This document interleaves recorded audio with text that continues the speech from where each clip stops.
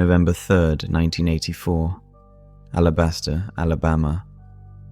Adam Roberts was sent to prison for first-degree criminal trespass, theft, and first-degree murder.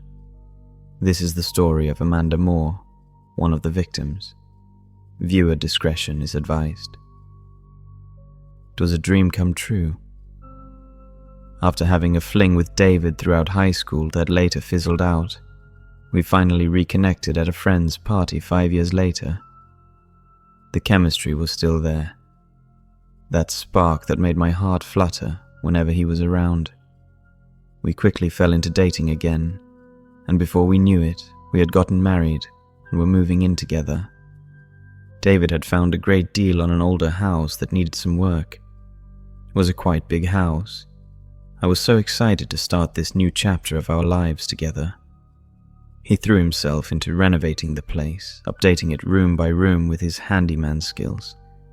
I helped out where I could, but worked long hours at the time, so David took the lead on the bulk of the project. At first, his exhaustion just seemed par for the course with the amount of physical labor he was putting in. But after a few weeks, David's fatigue just kept getting worse and worse. He was constantly tired, cancelling plans with friends, skipping date nights, and just crashed on the couch. I knew something had to be wrong. This went beyond normal exhaustion.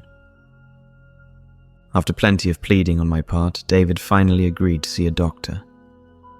The diagnosis, when it came, felt like a gut punch: cancer, an aggressive form that had already spread to multiple organs before being detected. Just like that, our dream life together started crumbling around us. It soon became clear I couldn't manage David's care alone while working my job. We hired some home health aides to assist when I wasn't around. It was hard, having strangers cycling through our home, but it was the only way to ensure David had the around-the-clock care he needed. We tried to stay positive and hopeful, as David started chemotherapy and radiation treatments. For a while, it seemed like we were beating the odds. David's condition significantly improved and the aids weren't needed as much. We started allowing ourselves to dream of a future again, of him beating this terrible disease. But those dreams were shattered when the cancer came raging back, hitting David harder than ever before. No matter what treatment they tried, nothing could slow the relentless spread. David grew weaker and more frail with each passing week. Watching my once vibrant lover wasting away to skin and bones is something I'll never forget. During those months, I'd noticed strange things happening around the house. Items would go missing, pieces of my jewelry and food seemingly disappearing. At first, I just figured it must be the aides.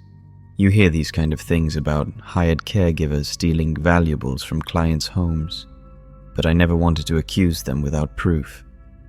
Poor David was too out of it to even notice anything amiss. At least he was spared from worrying about those troubles. I was just focused on cherishing what little time he had left, staying by his side as much as possible. Finally, the day I had been dreading yet somehow knew was inevitable arrived. David passed away peacefully in his sleep, his body simply too ravaged to keep going. I was utterly devastated, yet almost relieved his suffering was over. I cried through the whole funeral, watching as the love of my life was laid to rest far too young. In the days and weeks after, I felt numb, just going through the motions in a haze of grief. The house David and I had worked so hard to renovate and make our own seemed hollow and lifeless without him. A couple of weeks after he had passed, something strange happened. I was lying in bed crying myself to sleep as I so often did back then. Suddenly I felt something brush against my hand lying atop the covers. It was fleeting, like a whisper of a touch, but unmistakable. "David?" I gasped out loud, tears filling my eyes again. I felt silly giving voice to that thought. But the idea that David's spirit was somehow lingering, trying to make contact, gave me an indescribable sense of solace and comfort. A warmth blossomed in my chest, calming the inner turmoil I'd been trapped in since losing him. Whether just my imagination or something more, I clung to the feeling of David's presence being there with me that night. Over the coming days, again I noticed my jewelry case open and items inside were missing. Rather than fear it, I embraced the notion that David was still with me in some way, looking over me. It helped me find an odd peace amidst the sorrow to believe he was by my side, in spirit, if not physically. The sadness never fully went away, but I was able to start moving forward, going back to work, seeing friends again, appreciating the flashes of happiness in my new normal life. Whenever food and jewelry went missing, I just dismissed it as me being absent-minded from grieving, or assumed I had just misplaced things in my emotional upheaval. Until that night. I closed the curtains and went to bed as memories of happier times with David swirled endlessly in my mind. I missed him so damn much in that moment. A few hours later, I woke up. It must have been around 3 a.m. I felt the sensation of a hand on mine, again. But this time, it wasn't the same warm, comforting feeling. No, this sensation was completely different. The hand felt cold and bony. I placed my other hand over the icy appendage resting atop mine, convincing myself I must be in a waking, dream state.